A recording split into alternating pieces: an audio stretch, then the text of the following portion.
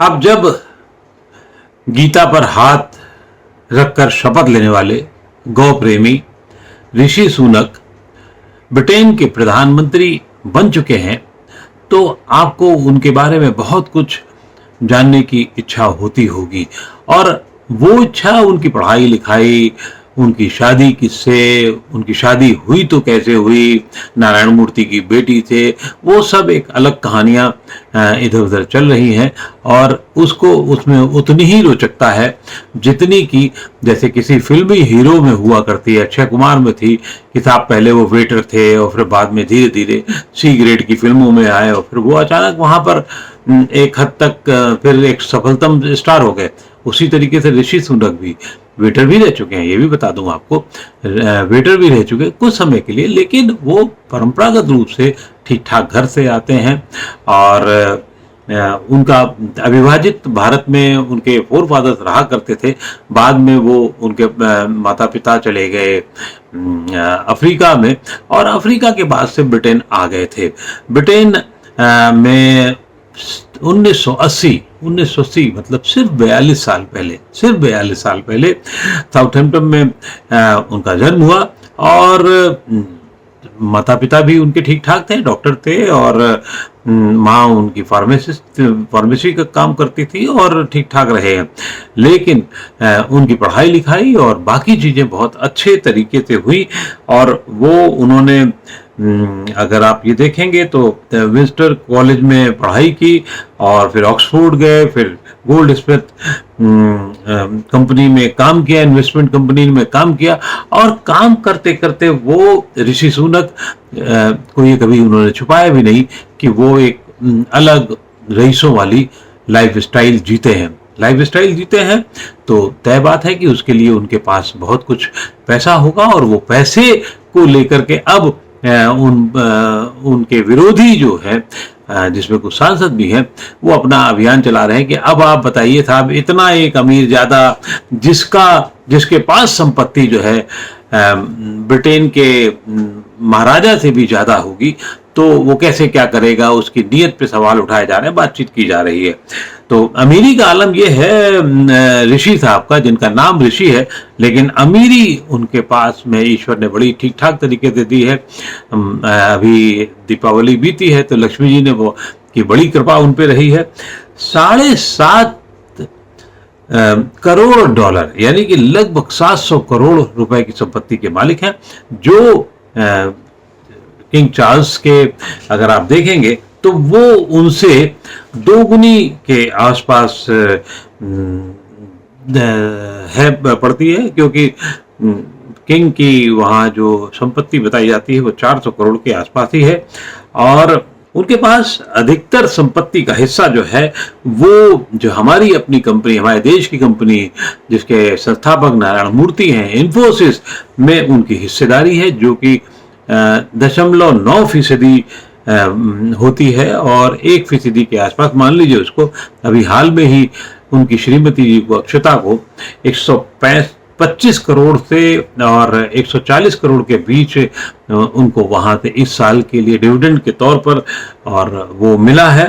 और उसके अलावा उनके पास संपत्ति शेयर में बहुत कुछ है, इन्वेस्टमेंट बहुत कुछ है। उनका पढ़ाई लिखाई के बारे में मैं आपको बता ही चुका हूँ, उनकी पढ़ाई लिखाई कैसी रही है। लेकिन उनके पास जो मकानों का भी एक लंबी चौड़ी श्रृंखला है जिसे कह सकते हैं आप। और उनके पास में जो 3 बड़े घर बताए जाते हैं जिनकी कीमत लगभग 15 मिलियन पाउंड बताई जाती है। 3 से 4 घर होते हैं वो, एक किंगस्टन में जहां वो फिलहाल रहते हैं, जो पश्चिमी लंदन में है, उसके 5 कमरे का घर है, लेकिन बहुत भव्य और दिव्य घर है वो। ज़्यादातर वो वहीं रहते हैं, लेकिन सप्ताह में 2 दिन वो नॉर्थ या शायर चले जाते हैं, जो अपने आप में भी बहुत कीमती है, 2 मिलियन पाउंड का बताया जाता है। और उसमें तो बताते हैं कि इंडोर स्टेडियम तक है, और बाकी भव्यताएं भी वहाँ बहुत हैं। ब्राइटन रोड पर आप चले जाएंगे तो वहाँ उनका एक और बड़ा घर है, 5.5 मिलियन पाउंड के आसपास का, जो जिसमें जाने का मौका आपको भी मिल सकता है। वो कैसे मिल सकता है? कोई बंगलौर से रिश्तेदारी नातेदारी निकाल लीजिए, तो आमतौर पे वो उसको जो है अपने अतिथियों के लिए रखते हैं, और वो भी बहुत ही भव्य बताया जाता है। इतना ही नहीं है, हमारे ऋषि महाराज जो हैं वो 450 पौंड का जूता पहनते हैं।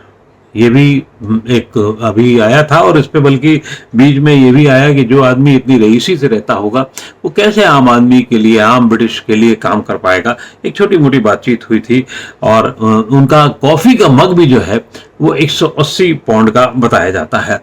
अब जब वो दिखने में, दिखाने में कोई परहेज नहीं करते हैं, तो ये तय है कि उन्होंने अपने चुनाव के बाद में और चुनाव से पहले भी सोच लिया होगा कि उनके ऊपर उनकी संपत्ति को लेकर के जो सवाल खड़े किए जाएंगे उसका कैसे जवाब दिया जाएगा, और उसकी भी उन्होंने अपनी पूरी तैयारी कर रखी है।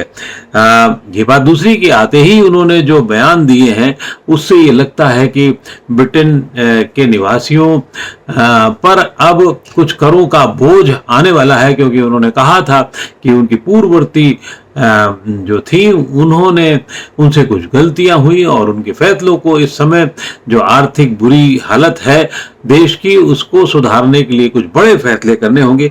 और बड़े फैसले चाहे भारत में हो और चाहे ब्रिटेन में हो, उसका सबसे बड़ा बोझ जो है आमतौर पे मध्य वर्ग पर आता है। और मध्य वर्ग वालों को अभी चिंता सताने लगी है कि उनको, उनके ऊपर लगता है टैक्स की और भरमार होगी। आमतौर पे ब्रिटेन में 30% का टैक्स पड़ता है, लेकिन अब जो आशंका नजर आ रही है वो उसे ये लगता है कि और टैक्स होंगे।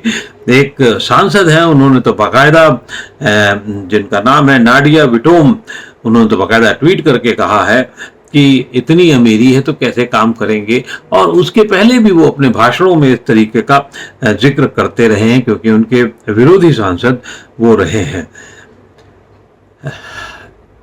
सुनक और अक्षता की जहां तक बात की जाए, जो उनकी पत्नी है, नारायण मूर्ति की बेटी हैं, वो उनका प्रेम जिस तरह हुआ पढ़ाई लिखाई के दौरान, और फिर उसके बाद शादी हुई। पहले उनकी शादी नहीं हो रही थी क्योंकि नारायण मूर्ति उससे सहमत नहीं थे, बाद में सहमत हुए, और जब सहमत हुए तो शादी भी बेंगलुरु में हुई, और उसी अंदाज में हुई जैसे आप अपने कानपुर में या जालंधर में या दिल्ली में बोर्ड देखते हैं। वैसे ही बेंगलोर में भी बोर्ड लगा उनके लिए, अक्षता वेड ऋषि करके, और उसी तरीके से भव्य शादी हुई। भव्य शादी क्योंकि तय बात है, इन्फोसिस के मालिक की बेटी, जो खुद मालिक जो है वो हमेशा बहुत साधारण जिंदगी जीते हैं।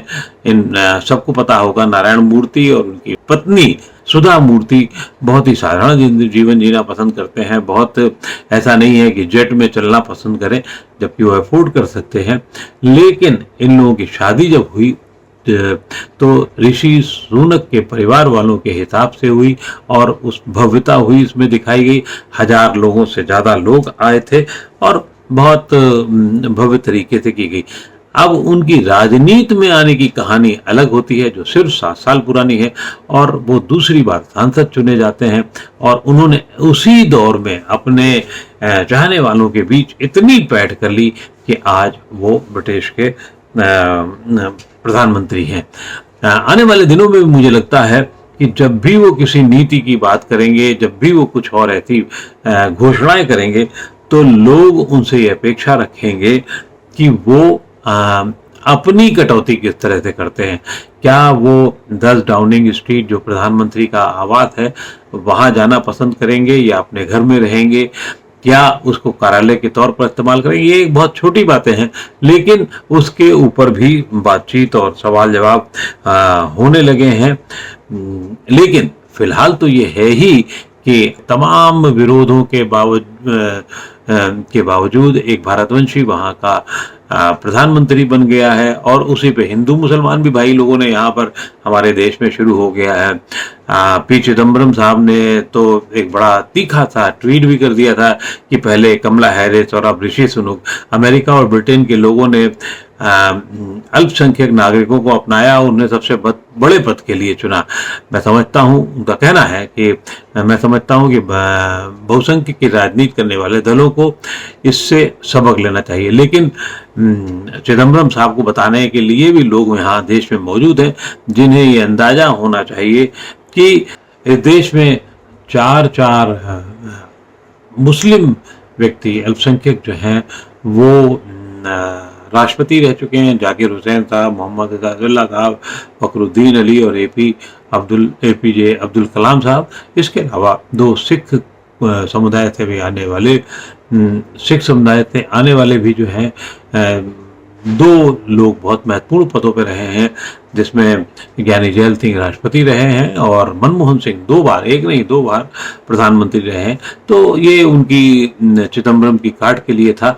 लेकिन जहां हिंदू मुसलमान हो रहा हो, जहां बाकी चीजें हो रही हो, वहां ऋषि सुनक सचमुच अगले आने वाले कितने दिनों में कितने दिनों तक छाए रहेंगे ब्रिटेन पे, ये देखना बहुत ही रोचक होगा। और ऐसा कहीं ना हो कि जो हालात हैं, चीज़ें हैं, क्योंकि उनके सामने चुनौतियां बहुत सारी हैं, वो वहाँ पर कितने दिन टिकते हैं, ये बहुत बड़ा महत्वपूर्ण होगा, बहुत महत्वपूर्ण होगा। और इससे ये तो खैर जो होगा होगा, लेकिन हम भारतवंशियों के लिए एक ये निश्चित रूप से गौरव का क्षण है जब वो एक नई चुनौतियों के साथ उनका एक उनका अपना आदमी एक नई चुनौतियों का सामना करते हुए नजर आएगा।